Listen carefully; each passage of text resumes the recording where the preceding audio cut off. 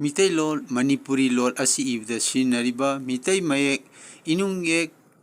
atia haiba mayek asigi matangda aikoi punamangna khangminarasi iramdam sana leba kanglepak Manipur se lonariba mitai lol Manipuri lol ase chaukhatminanaba honaminarasi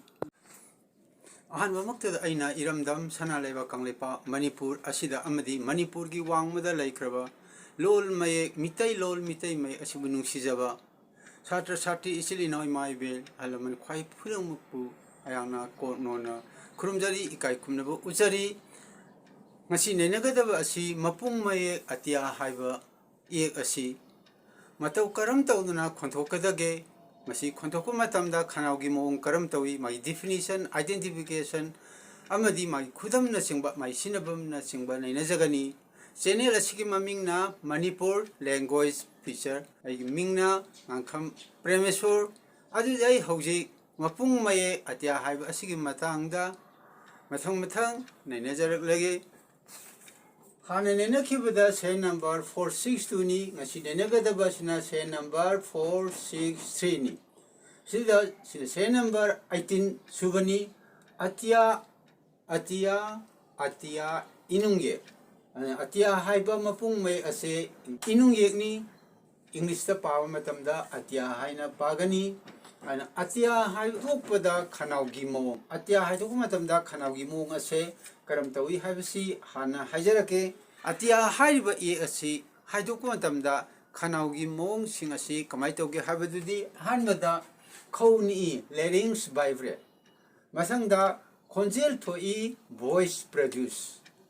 aduna khau amasung khonjel thoi habi matang sida samlapna angtang haijage sigi saruksi hakjangi tongan ba kokki khonjel thopongi saruk singni kupnadi nenajaroi akupadi se number 226 ta hana nenajakre masina khanawgi sarukni sigijina chillom dalakpani sina chimbalni sina ngaugi sarukni sina nungsit lambini sidaida lakchari basina maramaduna wind from the lungs lungs from the lakpa nuksit asina sigi mafam sida vocal cords da yairaba matungda ni amatungda khanawje mu ni hanbani khawni I larynx vibrate haiba matang asida yengbiu sidida lakpa matamda lungs gi lakpa nuksit sina vocal cord khonjel kurang ban jder kanda ni amatung sidida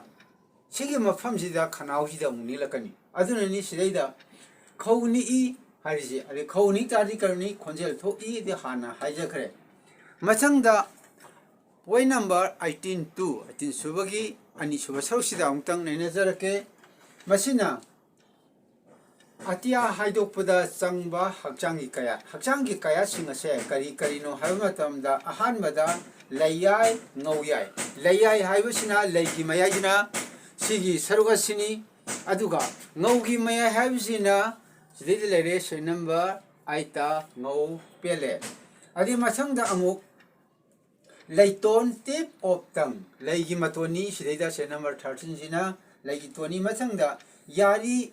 yathaki upper gum haba yari ji kaino mathaki ni yathaki ni upper gum sidai lere say number 12 saida sigi upper lip tit ki nakan sidai lere yari jina masangda amuk layai amsung ngomang layai be say number 14 jini ngomang haijina alvela hairibasini maramaduna atia hairiba inung ye ase haidokku matamda haksangi tongan ba sarusing ase change adudi kari no haiba matamda ahanbada layai ngauyai change ani subda laiton yari change mathangda layai amsu ngomang sing ase mathang change aduna haijakhiba ahanbada kari change haiba matamda layai amasung ngauyai ji change layai amasung ngauyai mathangda laiton amasung yari laigi maton sine majathaki yari sine change ade mathangda layai amasung ngaumang layai amasu ngaugi mamang sumai tawdana makhal ahum thongna asigumba atia hairiba inunge asi haidokku matamda change adudi matau karam tawna atia haiba inunge ase haidoi haiba matangda amuk mathang nainaminarsi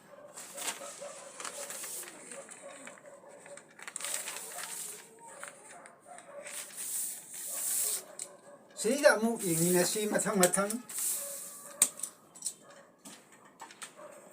ꯑꯍꯥꯟꯕꯗ number 1 ꯁꯤꯗꯩꯗ 18.3 ꯒꯤ ꯑꯇꯤꯌꯥ ꯍꯥꯏꯗꯣꯛꯄꯒꯤ ꯃꯑꯣꯡ ꯃꯇꯧ ꯀꯔꯝ ꯇꯧꯅ ꯑꯇꯤꯌꯥ ꯍꯥꯏꯔꯤꯕ ꯏꯅꯨꯡꯌꯦꯛ ꯑꯁꯤ ꯍꯥꯏꯗꯣꯛꯄꯒꯤ ꯃꯑꯣꯡꯁꯦ ꯑꯍꯥꯟꯕ ꯁꯔꯨꯛ ꯑꯅꯤꯁꯨꯕ ꯁꯔꯨꯛ ꯑꯍꯨꯝꯁꯨꯕ ꯁꯔꯨꯛ ꯄꯨꯟꯁꯤꯜꯂꯦ ꯍꯥꯏꯔꯒ ꯑꯇꯤꯌꯥ ꯑꯁꯤ ꯍꯥꯏꯗꯣꯛꯀꯅꯤ ꯃꯌꯦꯛ ꯑꯁꯤ ꯍꯥꯏꯗꯣꯛꯄꯗ ꯂꯩꯒꯤ ꯃꯌꯥꯏ ꯊꯪꯕ ꯁꯔꯨꯛꯅ ꯉꯧꯒꯤ ꯃꯌꯥꯏ ꯊꯪꯕ ꯁꯔꯨꯛꯇ ꯈꯖꯤꯛꯇꯪ ꯊꯥꯡꯒꯠꯂꯒ ꯊꯦꯡꯒꯅꯤ ꯃꯁꯤꯅ ꯍꯥꯏꯔꯤꯕꯁꯤ ꯀꯔꯤꯅꯣ ꯍꯥꯏꯕ ꯃꯇꯝꯗ ꯂꯩꯒꯤ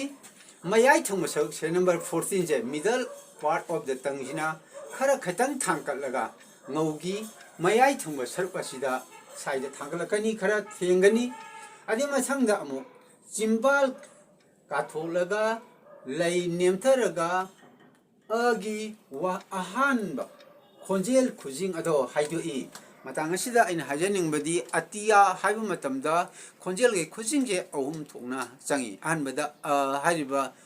ꯏ ꯑꯁꯦ ꯃꯥꯒꯤ ꯈꯣꯟꯊꯣꯛ ꯑꯁꯦ ꯑꯇꯤꯌꯥꯒꯤ ꯈꯣꯟꯊꯣꯛ ꯑꯁꯦ ꯆꯪꯏ ꯑꯗꯨꯗꯤ ꯁꯤꯗꯩꯗ ꯑꯍꯥꯟꯕꯗ ꯃꯌꯦꯛ ꯑꯁꯤ ꯍꯥꯏꯗꯣꯛꯄꯗ ꯂꯩꯒꯤ ꯃꯌꯥꯏ ꯊꯪꯕ ꯁꯔꯨꯛꯅ ꯉꯧꯒꯤ ꯃꯌꯥꯏ ꯊꯪꯕ ꯁꯔꯨꯛꯇ ꯈꯤꯇꯪ ꯊꯥꯡꯒꯠꯂꯒ ꯊꯦꯡꯒꯅꯤ ꯆꯤꯟꯕꯥꯜ ꯀꯥꯊꯣꯛꯂꯒ ꯂꯩ ꯅꯦꯝꯊꯔꯒ ꯑꯒꯤ ꯑꯍꯥꯟꯕ ꯈꯣꯟꯖꯦꯜ ꯑꯇꯤꯌꯥꯒꯤ ꯑꯍꯥꯟꯕ ꯈꯣꯟꯖꯦꯜ ꯈꯨꯖꯤꯡ ꯊꯣꯛꯏ ꯁꯨꯃꯥꯏꯅ ꯍꯥꯏꯖꯔꯛꯀꯦ ꯑꯍꯥꯟꯕꯒꯤ ꯁꯤꯗꯩꯗ ꯁꯨꯃꯥꯏꯅ ꯇꯧꯗꯅ ꯑꯃꯨꯛ ꯂꯩꯁꯤ ꯈꯤꯇꯪ ꯊꯥꯡꯒꯠꯂꯒ ꯃꯊꯛꯀꯤ ꯉꯧꯔꯣꯝꯗ ꯈꯤꯇꯪ ꯊꯥꯡꯒꯠꯂꯒ ꯈꯤꯇꯪ ꯁꯨꯃꯥꯏꯅ ꯇꯧꯗꯅ ꯑꯍꯥꯟꯕꯒꯤ ꯁꯔꯨꯛꯁꯦ ꯍꯥꯏꯔꯅꯤ ꯃꯊꯪꯗ ꯆꯤꯝꯕꯥꯜ ꯎꯝꯁꯤꯟꯗꯅ ꯂꯩꯔꯒ ꯂꯩꯇꯣꯟꯅ ꯌꯥꯊꯛꯀꯤ ꯌꯥꯔꯤꯗ ꯅꯝꯂꯒ ꯃꯈꯥꯗ ꯆꯤꯡꯊꯕꯗ ꯑꯅꯤꯁꯨꯕ ꯈꯣꯟꯖꯦꯜ ꯈꯨꯖꯤꯡ ꯇꯤ ꯈꯣꯟꯊꯣꯛꯏ ꯆꯤꯝꯕꯥꯜ ꯎꯝꯁꯤꯜꯂꯣꯏ ꯑꯗꯨꯅ ꯑꯅꯤꯁꯨꯕ ꯁꯔꯨꯛꯁꯤꯗ ꯂꯩꯇꯣꯟꯁꯤꯅ ꯂꯩꯒꯤ ꯃꯃꯥꯡ ꯊꯪꯕ ꯁꯔꯨꯛꯀꯤ ꯃꯄꯥꯁꯤꯗ ꯂꯩꯔꯤꯕ ꯌꯥꯊꯛꯀꯤ ꯌꯥꯔꯤꯁꯤꯗꯩꯗ ꯊꯦꯡꯒꯅꯦꯕ ꯑꯗꯨꯅ ꯁꯤꯒꯤ ꯋꯥꯍꯩꯁꯤꯅ ꯀꯔꯤ ꯍꯥꯏꯅꯩ ꯇꯤ ꯍꯥꯏꯅ ꯁꯨꯃꯥꯏꯅ ꯍꯥꯏꯒꯅꯤ ꯂꯩꯒꯤ ꯃꯇꯣꯟꯁꯤꯅ ꯌꯥꯔꯤꯁꯤꯗ ꯊꯦꯡꯉꯒ ꯇꯤ ꯍꯥꯏꯅ ꯁꯨꯃꯥꯏꯅ ꯍꯥꯏꯒꯅꯤ ꯃꯊꯪ ꯊꯪꯕ ꯁꯔꯨꯛꯇ ꯂꯩꯃꯥꯡꯅ ꯅꯣꯡꯃꯥꯡꯗ ꯊꯦꯡꯒꯅꯤ ꯑꯗꯨꯒ ꯂꯩ ꯅꯦꯝꯊꯔꯒ ꯆꯤꯝꯕꯥꯜ ꯀꯥꯊꯣꯛꯂꯒ ꯆꯤꯝꯕꯥꯜ ꯐꯥꯎꯅ ꯅꯨꯡꯁꯤꯠ ꯊꯥꯗꯣꯛꯏ ꯑꯇꯤꯌꯥ ꯈꯣꯟꯊꯣꯛꯏ ꯑꯃꯨꯛ ꯍꯟꯅ ꯍꯥꯏꯖꯒꯦ ꯂꯩ ꯃꯃꯥꯡꯅ ꯅꯣꯡꯃꯥꯡꯗ ꯊꯦꯡꯒꯅꯤ ꯂꯩꯒꯤ ꯃꯃꯥꯡ ꯊꯪꯕ ꯁꯔꯨꯛ ꯑꯁꯤꯅ ꯂꯩꯃꯥꯡꯅ ꯉꯧꯃꯥꯡꯗ ꯊꯦꯡꯒꯅꯤ ꯂꯩꯃꯥꯡꯅ ꯉꯧꯃꯥꯡꯗ ꯊꯦꯡꯒꯅꯤ ꯑꯗꯨꯒ ꯂꯩ ꯅꯦꯝꯊꯔꯒ ꯆꯤꯝꯕꯥꯜ ꯀꯥꯊꯣꯛꯂꯒ ꯆꯤꯝꯕꯥꯜ ꯐꯥꯎꯅ ꯅꯨꯡꯁꯤꯠ ꯊꯥꯗꯣꯔꯛꯀꯅꯤ ꯑꯗꯨꯒꯤ ꯃꯊꯪꯗ ꯑꯃꯨꯛ ꯁꯤꯗ ꯍꯧꯖꯤꯛ ꯍꯥꯏꯖꯔꯤꯕꯁꯤ ꯂꯩꯒꯤ ꯃꯌꯥꯏ ꯊꯪꯕ ꯁꯔꯨꯛꯅ ꯉꯧꯒꯤ ꯃꯃꯥꯡ ꯊꯪꯕ ꯁꯔꯨꯛꯁꯤꯗ ꯊꯦꯡꯉꯒ ꯆꯤꯝꯕꯥꯜꯁꯤ ꯀꯥꯊꯣꯔꯛꯀꯅꯤ ꯑꯗꯨꯒ ꯅꯨꯡꯁꯤꯠꯁꯤ ꯊꯥꯗꯣꯔꯛꯀꯅꯤ ꯁꯨꯃꯥꯏꯅ ꯇꯧꯗꯅ ꯃꯊꯪ ꯁꯤ ꯂꯦꯡꯊꯣꯛ ꯂꯦꯡꯁꯤꯟ ꯇꯧꯔꯕ ꯃꯇꯨꯡꯗ ꯍꯥꯏꯗꯣꯔꯛꯀꯅꯤ ꯑꯗꯨꯗꯤ ꯑꯩ ꯃꯊꯪ ꯑꯇꯤꯌꯥ ꯍꯥꯏꯕꯁꯤ ꯍꯥꯏꯖꯔꯛꯀꯦ ꯇꯤ ꯌꯥ ꯁꯨꯃꯥꯏꯅ ꯇꯧꯗꯅ ꯑꯍꯨꯝ ꯊꯣꯛꯅ ꯍꯥꯏꯒꯅꯤ ꯇꯤ ꯌꯥ ꯑꯃꯨꯛꯀ ꯍꯟꯅ ꯍꯥꯏꯖꯒꯦ ꯇꯤ ꯌꯥ ꯑꯃꯨꯛꯀ ꯍꯟꯅ ꯍꯥꯏꯖꯒꯦ ꯇꯤ ꯌꯥ ꯁꯨꯃꯥꯏꯅ ꯇꯧꯗꯅ ꯑꯇꯤꯌꯥ ꯍꯥꯏꯔꯤꯕ ꯏꯅꯨꯡꯌꯦꯛ ꯑꯁꯦ ꯍꯥꯏꯗꯣꯛꯀꯅꯤ ꯃꯈꯥ ꯇꯥꯔꯛꯄ ꯑꯃꯨꯛ ꯍꯥꯏꯖꯔꯛꯀꯦ ꯁꯤꯗꯩꯗ ꯁꯤꯒꯤ ꯍꯥꯏꯗꯣꯛꯄꯒꯤ ꯃꯑꯣꯡꯁꯤ ꯂꯣꯏꯔꯕ ꯃꯇꯨꯡꯁꯤꯗ ꯃꯈꯥ ꯇꯥꯕ ꯑꯃꯨꯛ ꯃꯥꯒꯤ ꯈꯨꯗꯝ ꯑꯃꯁꯨꯡ ꯋꯥꯍꯟꯊꯣꯛ ꯑꯁꯦ ꯍꯥꯏꯕꯗꯤ ꯗꯤꯐꯤꯅꯤꯁꯟ ꯑꯁꯦ ꯃꯊꯪ ꯍꯥꯏꯖꯔꯛꯀꯦ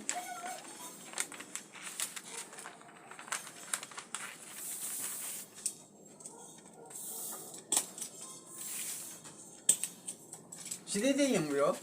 18.4 시대이다 아티아기 와한톡 디피니션 아티아기 와한톡이 그리노 하비다 빠져렇게 아티아 아시 khawnikpa layai mayai oina thangatpa chimbal koidaba leiton yari layai ngawmangi nungsit tingna haidokpa inung yekni aduna atia haiba yek ase karino haibase amutang hana pajarake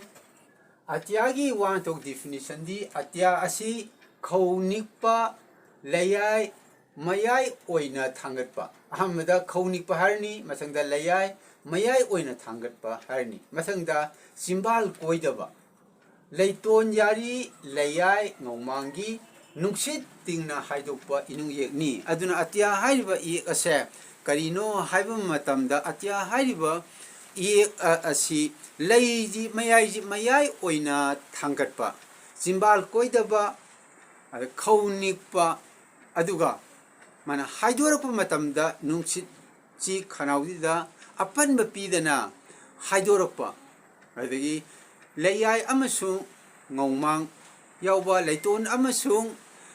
mathakki yari yauba inungye kau amuka hane hajage atya haiba asi khaunikpa layai khara wangna mayai oirapna thangatpa aduga leiton amasung yathakki yarigi leigi mamangi amasung ngaumangi oiba aduga thabomi thorpa nuksi apanba pidana haidokpa inungye kaui madi aikoina haiba matamda masidaida haijariba asi madi atya haibasti khauni khonjel thoi haibani aduna atya haiba asi haidokpa matamda khauni khonjel thoi aduga masi haidokpa matamda changadaba hakchangi kaya singdi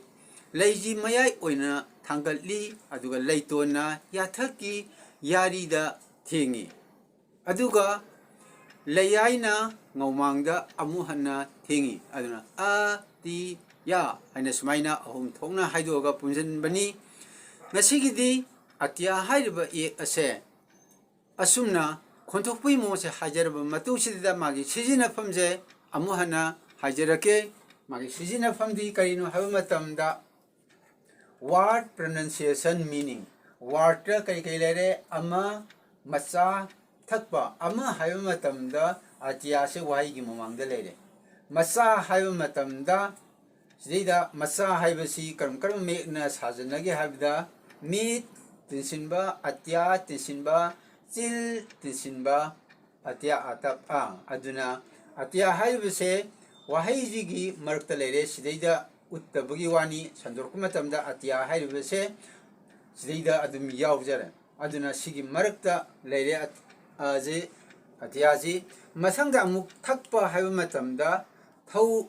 tinsinba atya tinsinba koklonsum tinsinba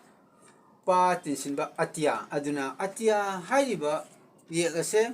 wahaygi aroibadasu yawi haba thakpa haiba matamda sida yawe maraktazu yawbaji sida judum ulle adubu aroibadasini sina usaningibadi atya haibase wahaygi aroibadasu lere maramaduna atya haiba inu ase sidida masi sijinaba matamda wahaygi ahanbada laibi yai marakta laibi yai natraga aroibada laibasu yai channel asigi mamingna Manipur language feature aigi mingna angkam Premasor aina khara mayamda mitai lolonsu pathaki matangda akhangba khara haijabida lebaki akhang ai singna awadapa haibirau ai harauna lawsinjagani masigidi matang asida losinjana matam yorokle mathangi upload taw matamda mayam punamu amu hana unamini si punamu pui kai khumnaba uchebaga loina koramjari